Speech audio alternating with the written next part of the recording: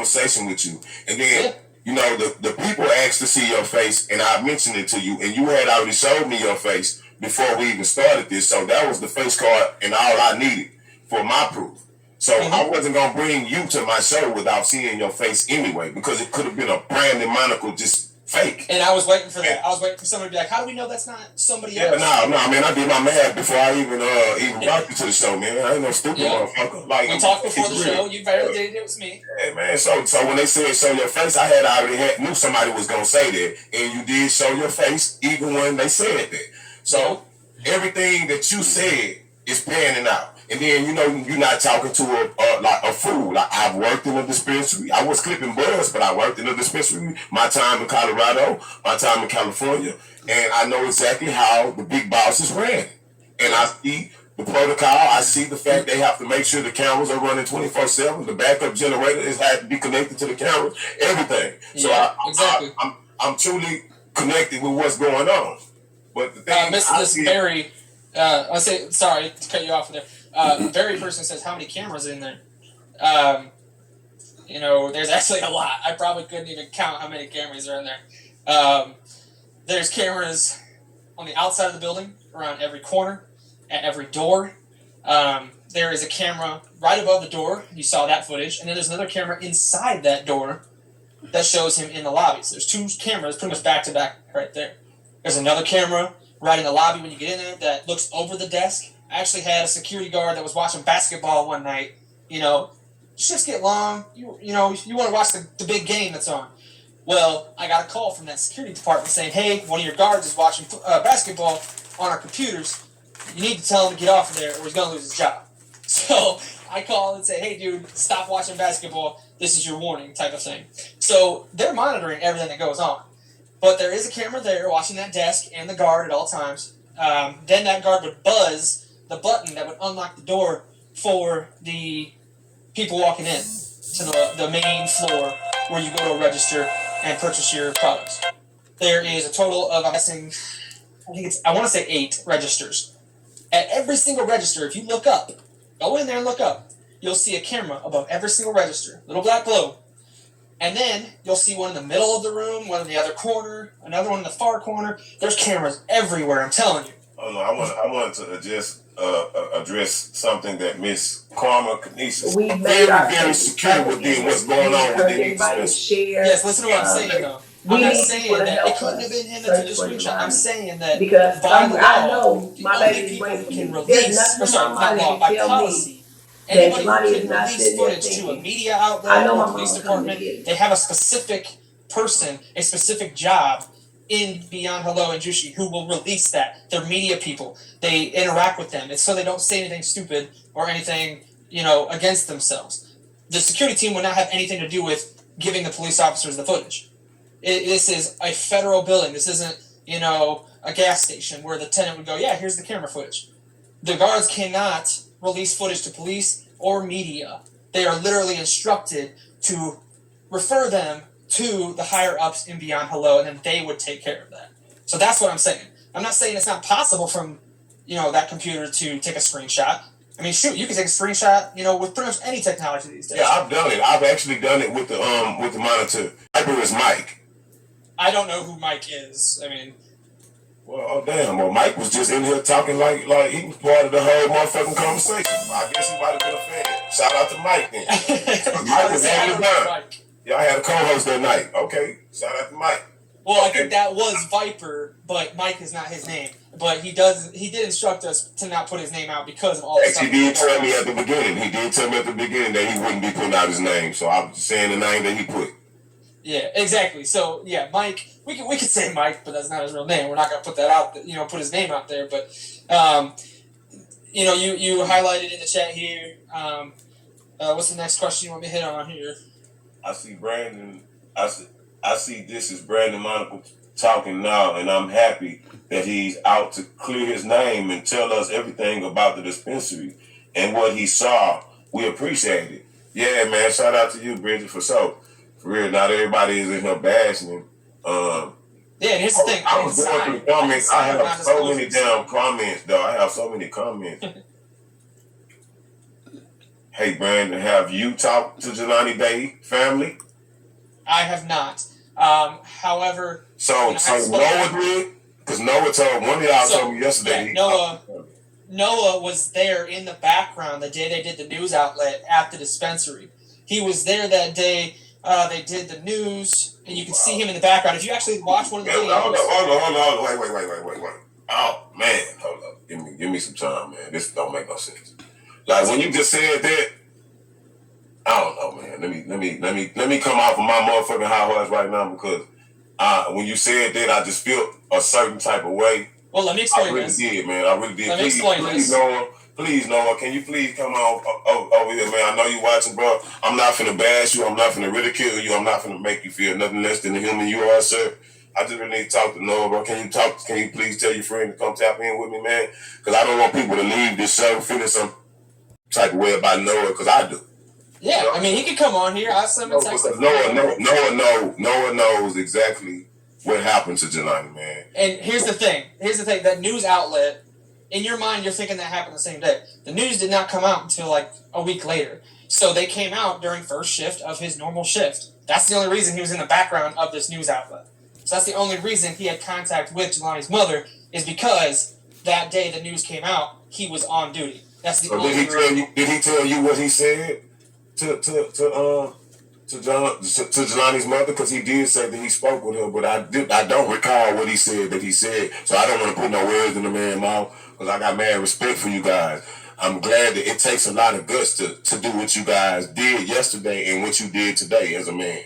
Yeah, so what he told me, you as a man, no matter whatever the outcome is, because I'm not out there investigating this. I'm not out there on no case or nothing like that. I'm just a simple street journalist that fell in love with Jelani Day, because I feel like I lost a brother when I think about this case.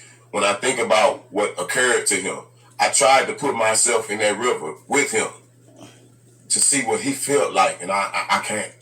I can only imagine, man, and it's rough.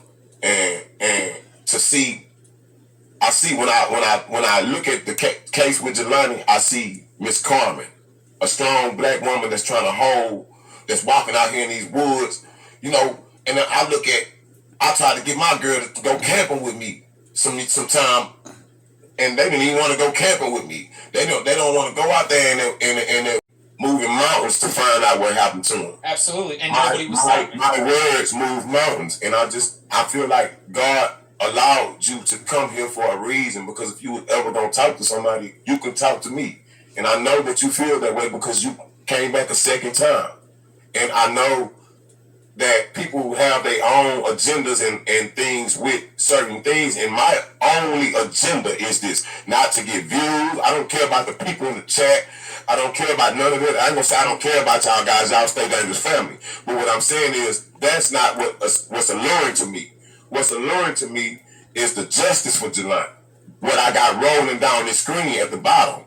That's what only thing that matters to me is helping her and Miss Carmen be able to sleep at night. That's what I'm talking about. And here's the thing. I come on here not for myself. I come on here to give information that may not be known. Maybe something will lead to something coming up. I had information by working there. I had information about how the cameras work and those sort of things, saying that there's no way this footage is just gone. So if you was a viewer, let me tell you, now just be totally honest. So if you was a viewer and you listening to everything that we saying right now, and you make a simple judgment, not on you or me, but just who's talking, and you go back and lay down on it, what would you say about yourself? Man, here was a guy, and to me, I would say this: here was a guy that was the account manager for Touchdown, and he worked at this company. So if it was ever anybody to be, and then what you told me was, okay, Jelani went missing this day, and then you were called in. And then I don't know if that's the same day that the feds came because of the missing case. No, I was never called in. There was No, I mean, you said you already had an appointment to interview somebody that Yes, day. I had an So you appointment ended to up do an getting interview. there that day anyway. So you didn't hear any rumors circulating or nobody saying, hey, somebody got robbed here this morning, or hey, man, the dude Jelani that usually come in here got into it with Noah, or any, man, come on, man, shit happen every day, man. Don't think, because I done had to smash my engineer that I was working with at my job. So it's been certain situations that I had to do. But So some that things you day, got to I be other actually man. had the interview, and Noah did the interview with me. He was there with me to set up the table and chairs outside at 12:30 for this guy to show up. Noah and I were literally standing on the patio at 12:30 on the concrete patio under the awning where there are cameras posted, and we waited. This guy was supposed to have an interview at 1 o'clock. And I would love to have my account still from Indeed to show everybody the conversation with this guy that was supposed to have an interview that day.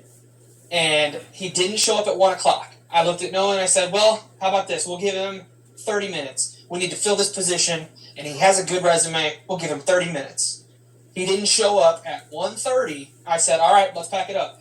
We took the table, put it back in the back of the truck, the chairs. I told Noah, I know exactly what I told him. I said, hey, do you want a game tonight? We can, get on the Xbox. That's literally what was said. And then I looked at Noah and said, well, maybe I should come inside and say hi to everybody and just, I'm the boss, so I might as well come in and say hi. Well, the dispensary wouldn't let me in because I didn't have a mask. I did not bring a mask with me that day. And I said, do you guys have any of those Beyond Hello masks still? They said, no, we don't have any of those left. We gave all those out. I said, well, don't worry about it. I won't worry about it today. Got in the truck and left. That was exactly how, from the time I got there at 12:30 to the time that I left at 1:30 went. Left at 1:30, went to Applebee's down the street, and had lunch with my girlfriend, who had a baby appointment that day that I had to miss because I was supposed to do this interview with this guy.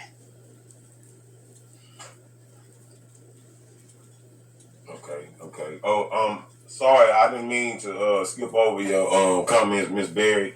I kind of, it's a little bit, I don't have a, And I can see clearly to the right there, that, let me see. Sorry, pull up the picture. Yeah, it kind of looked like to the right, that you can see a little bit of the, like right here to the right. That may be a handicap. I'm pretty sure it's I don't see at the bottom of it like you would usually see. I don't know where he parked his car is actually probably the closest spot without a handicap placard. Where he parked is actually a normal spot. That's actually sometimes where I park because it's directly in front of the door to where I can go to my car and leave without having to, walk a long distance or park next to somebody else. And this is from 9:12, so the dispensary just opened. So there probably wasn't a lot of people there, but all the employees all park in the back stretch area. They're right behind the building. Yeah. There is no door there, by the way. I wanted to touch on that too and let everybody know. There is no door on the back of the building. There is a bay.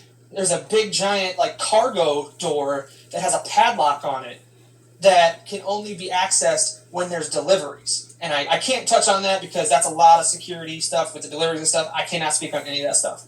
But what I can say is there's a door on the side of the building that is the only other door that can be accessed. In order to get to that door, you have to go through the patio, which has cameras. Then it goes to the inside of the building. Then you have to scan through a couple more doors. Like, this place is a friggin' vault.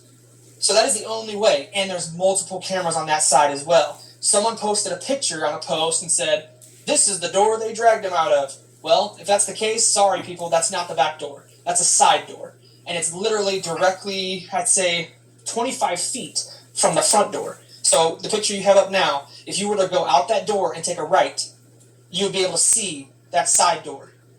Yeah, we covered that last night, but she asked, is it protocol to leave that front door open? I remember I asked you that too. So I actually brought that up last night, I brought that up to the dispensary and said, why do you guys prop that door open? And a lot of them just say it's because there's so many people coming in throughout the day that they have to sit there and open it, bring the next person in, close it, open it, close it, to where they just prop it open and they can peek out and say, next person. Now, with the new security people, I notice when I drive by that they actually have a guard standing outside that door with it still propped open. So, I don't know if they've changed their policies or anything like that, but they never really had a policy for that door. And I told them multiple times that is a security risk. You can't just prop open a door if you want security in your building. So, yeah. Okay. So she said, how did... This is a guy that used to work at the dispensary. He's talking about the information he knows about the business so people can understand where he's coming from. So that's what that is. Hope y'all like it. Hope you have a nice day. Bye for now. Well, this is going to be the last video I do of this person talking. I would like to say my opinion is I think he went to a party and somebody at the party got mad and they did something to him there. I do not think that's him in the video at that dispensary. I do not think that's him. Why is the pictures so fucking blurry? Why is it look blurry? Why does it look like he's not even walking? For one, look how he's looking in the picture. I mean, it just looked fucking strange. The whole damn thing looks strange. After no one sees him leave out this place, then they find his car in the middle of fucking no fucking where. Who's these three or four white girls? I don't give a fuck how many are. How many are they? Why is it the fuck that... I'm sorry. He's a handsome ass little man. He's a handsome man. If I see a fucking man, if any black person seen a man walking butt ass naked, I think somebody would notice this shit. And the other thing is, nobody just gonna throw their fucking wallet down some fucking where, and then they find him in the water and claiming he drowned. And all these fucking different places of this area that he found his fucking wallet, his clothes, and shit like that, and find his car in a totally different place, that don't make any fucking sense. And I don't know if anybody will believe that shit. It is... I don't believe it's matter if they're white or black or whatever. It all depends on the cops or whoever. And if the cops don't want to listen to you, fucking go to other people. It's a lot of YouTubers on this platform other than just the bigger YouTubers. If the bigger YouTubers don't want to do nothing because the information or it's not a hot story, fucking go to a small YouTuber. Because I'm in Facebook and YouTube. Facebook, tag, shit, any platform you can post things and talk. It doesn't matter if it, even a YouTuber, because somebody will care enough that want to do something and want to fucking talk about it and put these cops in their place. The look at the situation. I mean, shit, you can get a private investigator. She obviously had the money to get the pay for a coroner and all this stuff. So, and the other thing is this. They talked about him being a bone marrow. If you think about that, being a bone marrow match, that right there, isn't that free for anyone to look at? And if it's free for anyone to look at, anyone that need bone marrow will be a fucking person you need to look at. Because anyone is his match, you need to look their ass up and find out who they are. Because if they need a bone marrow match, that means anyone that needs that bone marrow match, anyone that matches his, is a fucking suspect. See, that's what people need to think about. Anything outside the block. And why is the other thing? Why he leaves where he is to go to a whole nother place? That don't make any sense either. Did he not want to do a bone marrow match thing for his dad? I don't know. But I'm just saying, that's just another side of it. Thinking outside the box. And I don't understand why the cousin mentioned, oh, he's a bone marrow match for his dad. That's kind of weird to even say.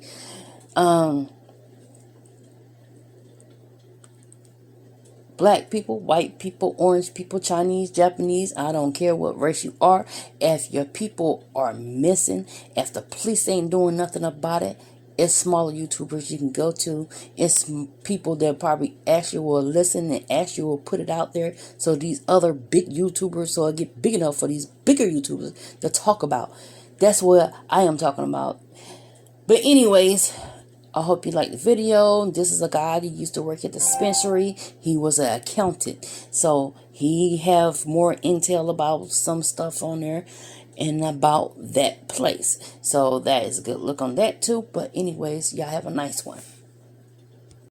Oh yeah, I just thought about one other thing. The teacher that supposed to been talking to him late that night, what would be a teacher, his college teacher, what would she be talking to a young man at nighttime and stuff like that?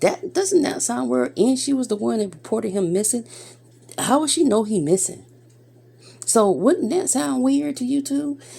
This woman fucking talking to your son late night and stuff like that. That sounds suspicious. That really sounds suspicious. Was she talking to a young man late at night when a young man like that probably be at parties or out chilling with friends or something like that, but he's on the phone late night talking to his teacher? Doesn't that sound weird? That's something else y'all should be looking into, because that just sounds weird to me.